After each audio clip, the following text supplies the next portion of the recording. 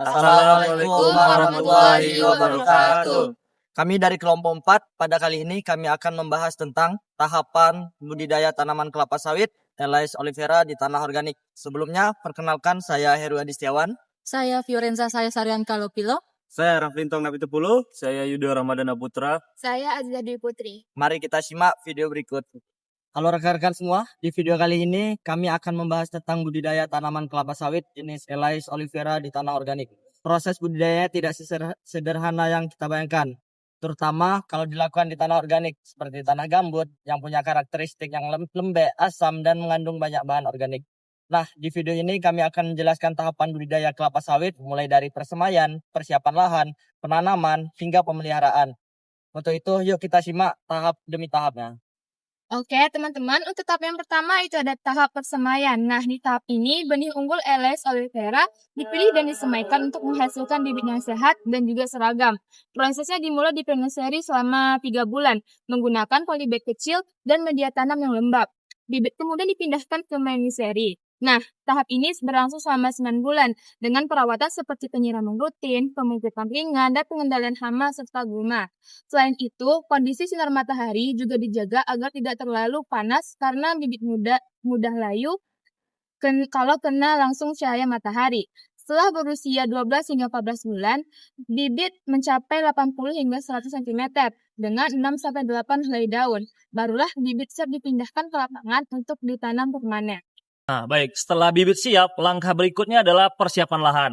Karena kami menggunakan lahan organik seperti tanah gambut, maka pengolahannya sedikit berbeda dibanding tanah mineral biasa.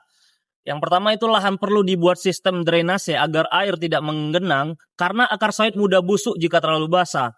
Selain itu, dilakukan pembersihan lahan dan dari gulma dan semak, serta pengukuran jarak tanam sekitar 9 x 9 meter dengan pola segitiga sama sisi, supaya tiap pohon mendapat cahaya dan nutrisi yang cukup. Kadang juga dilakukan penimbunan atau mounding agar bibit tanaman di permukaan yang agak tinggi sehingga tidak tergenang saat air hujan lebat. Tahap ini penting agar kondisi tanah siap digunakan dan pengakaran tetap sehat di lahan organik. Tahap selanjutnya yaitu penanaman. Bibit sawit ditanam di lubang tanam berukuran sekitar 60 x 60 x 60 cm. Karena jenis tanahnya organik, maka di dasar lubang biasanya ditambahkan lapisan tanah mineral atau bahan padat seperti pasir dan tanah liat supaya akar bibit tidak langsung menyentuh gambut yang terlalu asam. Penanaman paling baik dilakukan awal musim hujan agar tanaman langsung mendapat pasokan air alami. Bibit ditanam tegak lurus, tanah di sekitar akar dipadatkan ringan, dan dibuat parit kecil atau kanal di sekitarnya untuk mengatur air. Proses ini kelihatannya sederhana, tapi kalau dilakukan asal-asalan, bisa bikin tanaman tumbuh miring atau mati mudah. Baik, tahap terakhir adalah pemeliharaan. Setelah sawit ditanam, perawatan rutin sangat penting agar tanaman tumbuh sehat dan cepat berproduksi.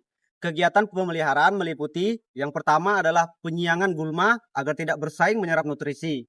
Yang kedua, pemupukan teratur dengan dosis kecil tapi sering, karena tanah organik cenderung miskin unsur hara. Ketiga, pemangkasan daun tua untuk mempercepat pertumbuhan daun baru. Yang keempat, pengendalian hama dan penyakit seperti ulat, daun, atau jamur akar. Yang kelima, pengaturan drainase supaya air tidak tergenang tapi juga tidak terlalu kering. Terima kasih sudah menonton. Jangan lupa dukung terus kegiatan belajar kami. Sekian pemaparan dari kelompok kami. Lebih dan kurangnya kami mohon maaf. Wabillahi taufik wal hidayah. Assalamualaikum warahmatullahi wabarakatuh. Dah.